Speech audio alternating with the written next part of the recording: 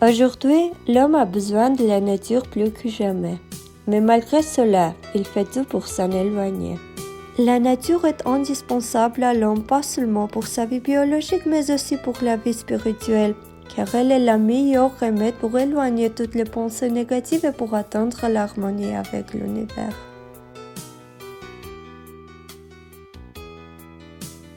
Le lac Sevan est une des meilleures choses qui nous a été donnée par la nature.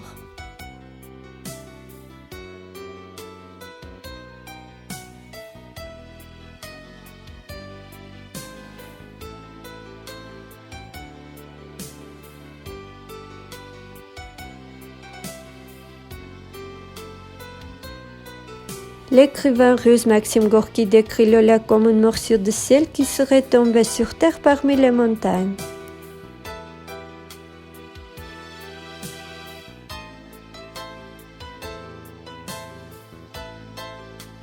Il est l'un des plus grands lacs d'eau douce du monde avec une superficie de 1360 km², c'est-à-dire 5% de la surface de l'Arménie. Le lac étant situé à 1950 mètres d'altitude est considéré le deuxième plus haut lac d'eau douce du monde après le lac Titicaca. S'étend sur 78 km de longueur et 56 km de largeur. Sa profondeur maximum est de l'ordre de 85 mètres. Selon les géologues, Sevan a une origine volcanique.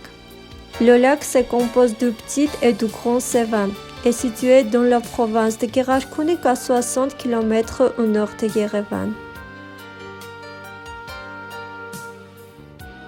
C'est un lieu qui attire tous les amateurs de poissons.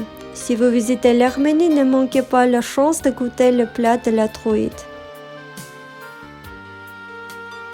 Sur la presqu'île située au nord-ouest du lac se trouve le monastère de Sevanavang.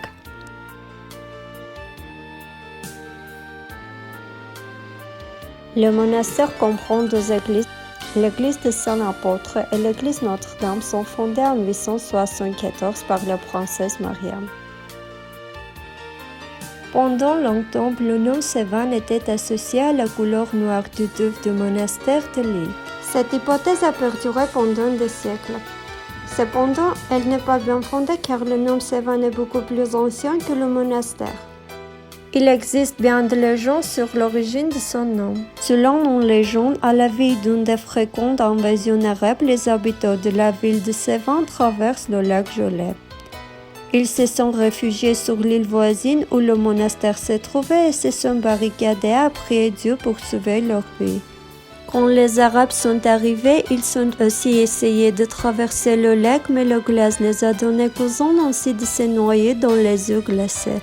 Les Arméniens considéraient cette intervention divine et parce que le lac était couvert de cadavres d'Arabes noirs, ils l'appelaient Sevan.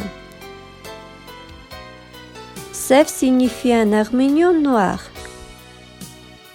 Ont été trouvées des écritures cunéiformes datant du IXe siècle avant Jésus-Christ où il est dénommé comme Suinia.